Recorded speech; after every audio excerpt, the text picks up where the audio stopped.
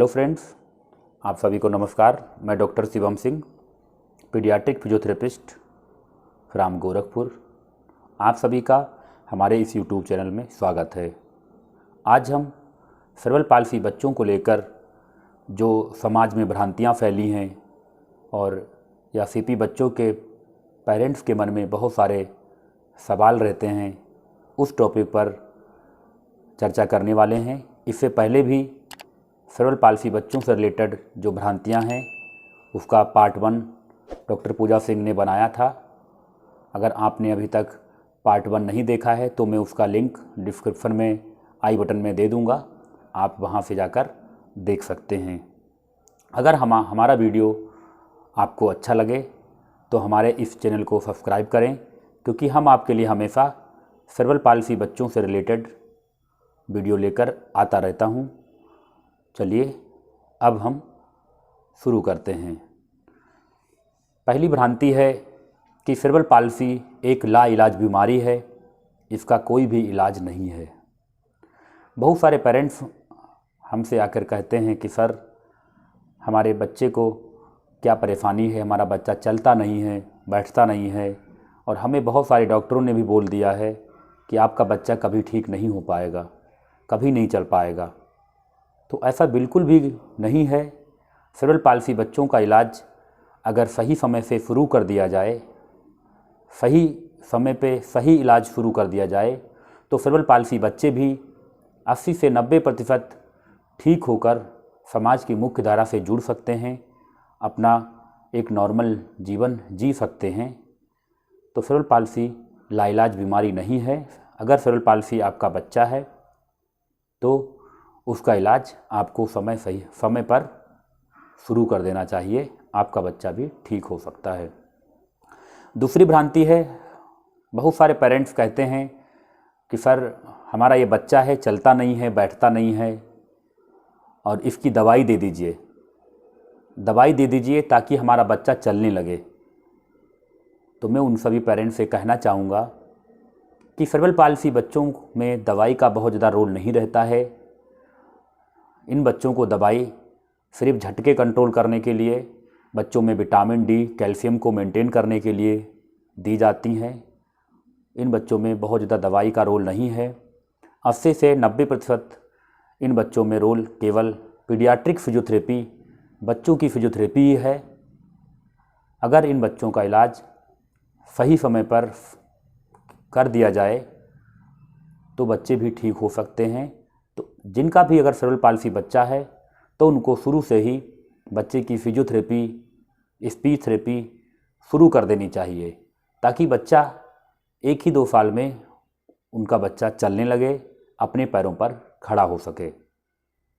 तीसरी भ्रांति है कि सीपी बच्चों की कसरत 18 साल या जीवन भर कराना पड़ता है। बहुत सारे पेरेंट्स आपस में डिस्कस करते रहते हैं कि आखिर हमारा बच्चा है, हमें कब तक कसरत कराने की ज़रूरत पड़ेगी, कब तक हम सर के सेंटर पर आते रहेंगे, क्या हमारा जीवन पूरा इसी में निकल जाएगा कि बच्चे को घर पे कसरत कराने में, बच्चे को सेंटर लाने में, बच्चे को डॉक्टर को दिखाने में।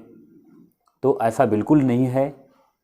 जो बच्चे मानसिक रूप से स्वस्थ हैं, बच्चा आपका समझ रहा है, बच्चा आपका बार बार बीमार नहीं पड़ता है, स्वस्थ है बच्चा, अगर बच्चे को झटके नहीं आ रहे हैं तो बच्चे को 18 साल तक कसरत कराने की ज़रूरत नहीं पड़ती है। अगर आपने बच्चे का फिजियोथेरेपी सही समय पर शुरू कर दिया है तो बच्चा आपका 1 ही 2 साल में, 3 साल में चलने लगते हैं। जिन बच्चों को झटके आते हैं, बार बार बीमार पड़ते हैं, या माता पिता बच्चे की कसरत रेगुलर नहीं कराते हैं, बहुत ज़्यादा गैप करते हैं, घर पर मेहनत नहीं करते हैं, सेंटर पे आके घर पे कुछ नहीं कराते हैं, बच्चे को एफओ या जो शूज है, गेटर है, वो नहीं पहनाते हैं, या डॉक्टर के बताए हुए निर्देशों का पालन नहीं करते हैं, तो उन बच्चों का कोई भी समय नहीं है। उन बच्चों को 18 साल क्या, आप जीवन भर भी कराते रहेंगे तो भी बच्चा पैरों पर नहीं चल पाएगा। मैं हर वीडियो में बताता हूं कि सेरेब्रल पाल्सी बच्चों में 50 से 70% रोल केवल माता पिता का होता है, क्योंकि बच्चा 24 घंटे माता पिता के पास रहता है। हमारे क्लिनिक पर 1 ही घंटे के लिए आता है। तो जो माता पिता अपने बच्चों में लगे हुए हैं शुरू से, पूरा टाइम दे रहे हैं, पूरा जो भी कसरत हमने उनको बताई हैं वो अपना घर पे करा रहे हैं, तो उनका बच्चा 2 ही 3 साल में चलने लगेगा। ये हमारा 10 साल का अनुभव है। हमने देखा है कि जो बच्चे के माता पिता अपने बच्चे में पूरा लगे हुए होते हैं, जो टारगेट बना के काम करते हैं, वो बच्चे अपने पैरों पर बहुत जल्दी हो जाता है, बहुत जल्दी चलने लगते हैं। तो ऐसे बच्चों को कसरत 18 साल या जीवन भर कराने की ज़रूरत नहीं पड़ती है। चौथी भ्रांति है, सीपी बच्चे ऑपरेशन से चलने लगते हैं। बहुत से पेरेंट्स जब बच्चे को हमें दिखाते हैं, जिनका बच्चा 10 साल का है, 15 साल का है या 20 साल का है, बच्चा चल नहीं पा रहा है, बच्चे के घुटने मुड़े हुए हैं, तो वो हमसे कहते हैं कि सर हम जा रहे हैं, ऑपरेशन कराएंगे, डॉक्टर साहब ने हमको या किसी समाज में लोगों ने बताया है कि इसका ऑपरेशन करा दीजिए, आपका बच्चा ठीक हो जाएगा।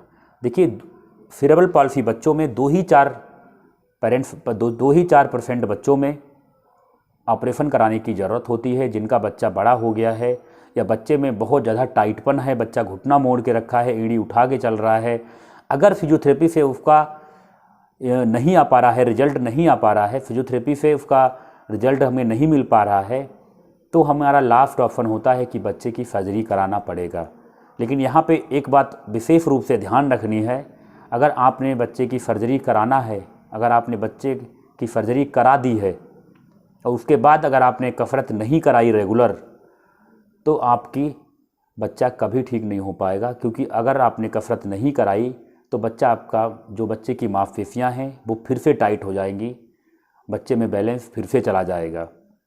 तो जो ऑपरेशन कराने के बाद भी बच्चे में पूरी तरह से लगने की ज़रूरत पड़ती है। अगर ऑपरेशन से पहले आप 1 बार कसरत कराते थे, तो ऑपरेशन के बाद आपको 2 बार 3 बार जितना भी डॉक्टर बताए उतना कसरत कराने की ज़रूरत पड़ती है।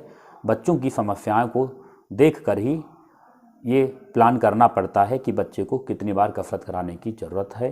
तो ऐसे बच्चों का ऑपरेशन ही इलाज नहीं है, ऑपरेशन के साथ साथ फिजियोथेरेपी में पूरा लगने की ज़रूरत पड़ती है, तभी आपका बच्चा चल पाएगा।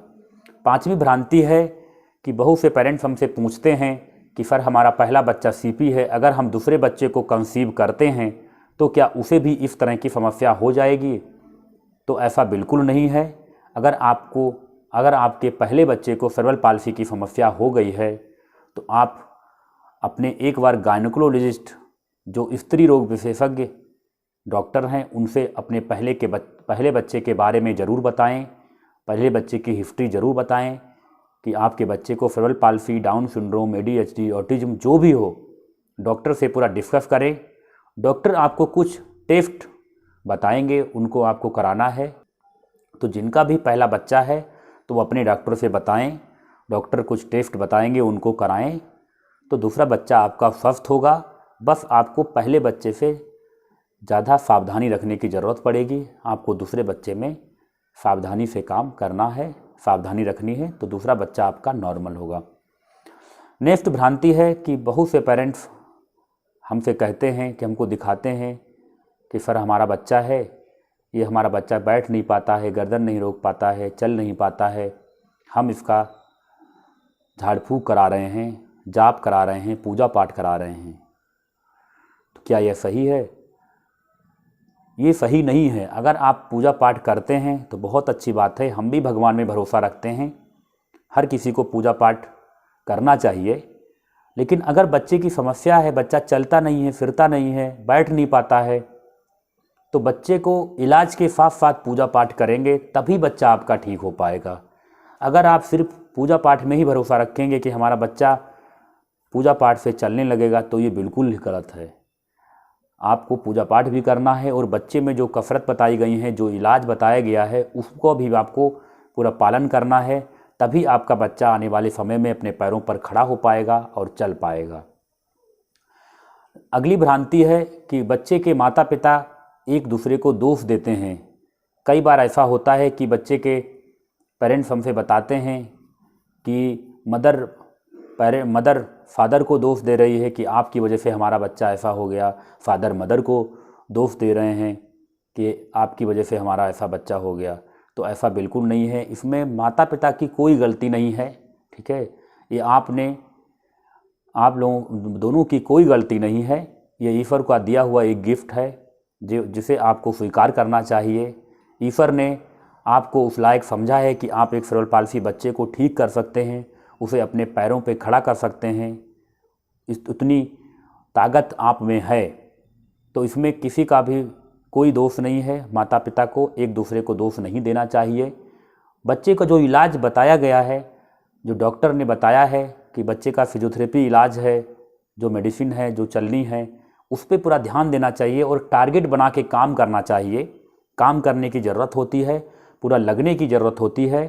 मैं फिर कहूँगा कि अगर कोई काम कह दिया जाए कि मुझे ये काम करना है, अगर पेरेंट्स एक टारगेट बना ले कि हमें अपने बच्चे को चलाना है, तो बच्चा बिल्कुल चलेगा। उसे सही से इलाज मिल जाए तो बच्चा आपका ठीक हो सकता है। दुनिया में कोई ऐसा काम नहीं है जो ना किया जा सके। यहाँ पे मुझे एक पोएम ध्यान आ रही है कि लहरों से डरकर नौका पार नहीं होती और कोशिश करने वालों की कभी हार नहीं होती। अगर आपने सोच लिया है कि हमारा बच्चा जीवन भर के लिए विकलांग हो गया है, तो आपके बच्चे को दुनिया की कोई ताकत ठीक नहीं कर सकती है।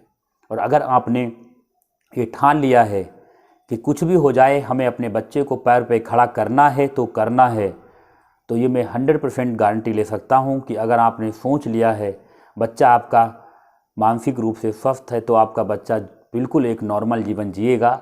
बस आपको एक सही दिशा की ज़रूरत होती है, सही गाइडेंस की ज़रूरत होती है और बच्चे को सही इलाज की ज़रूरत होती है। तो जितना जल्दी हो सके अपने बच्चे की फिजियोथेरेपी शुरू कर देनी चाहिए, उसमें लेट नहीं करना चाहिए। आपका बच्चा भी अपने पैरों पर एक दिन ज़रूर चलेगा अगर आपने हिम्मत नहीं हारी तो आशा करता हूँ कि हमारे इस वीडियो से सेरेब्रल पाल्सी बच्चों के जो माता पिता हैं उनको कुछ मोटिवेशन मिलेगा, कुछ सीख मिलेगी, तो ताकि वो अपने बच्चे पे पहले से और ज़्यादा ध्यान देंगे, पहले अपने बच्चों में लगेंगे, पूरा कसरत कराएंगे और जो भी हम बताते हैं उनका पूरा पालन करेंगे, उन बातों का पूरा ध्यान रखेंगे ताकि उनका बच्चा भी जल्दी से ठीक हो। वीडियो को लास्ट तक देखने के लिए आप सभी का बहुत बहुत धन्यवाद और हमारे इस चैनल को सब्सक्राइब करें। हम हमेशा सेरेब्रल पाल्सी बच्चों से रिलेटेड वीडियो लेकर आते रहते हैं। हर सोमवार को आपको वीडियो यहाँ पे देखने को मिलता है। आप सभी का बहुत बहुत धन्यवाद।